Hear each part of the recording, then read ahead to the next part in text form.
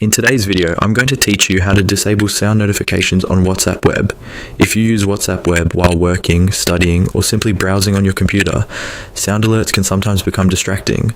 The good news is that you can control these notification sounds directly in WhatsApp Web settings, and the process is very quick once you know where to look. I'll walk you through it clearly so you can follow along without missing anything. To begin, open WhatsApp Web on your computer and make sure you're logged into your account. Once you're on the main screen, look toward the lower left area and click on your profile icon. This is where you can access your personal settings and adjust the way WhatsApp Web behaves. After opening that menu, find and click on Notifications. This section is where WhatsApp Web lets you manage how alerts appear and sound while you're using the platform. If you've never opened this area before, take a moment to look around because it contains the main controls for message and call alerts.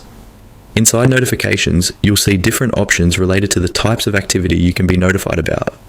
Select whether you want to manage alerts for messages, group messages, or calls.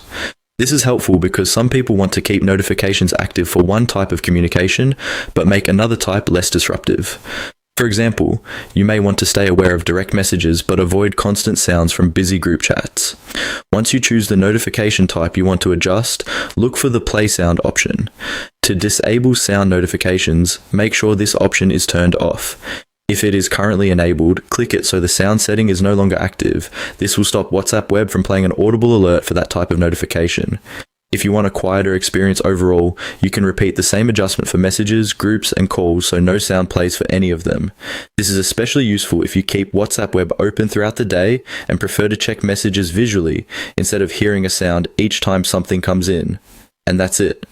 Once the play sound setting is disabled for the notifications you selected, WhatsApp Web will stay much less distracting while still allowing you to see incoming activity on screen. Thanks for watching, and I hope this helped you customize WhatsApp Web in a way that works better for your day.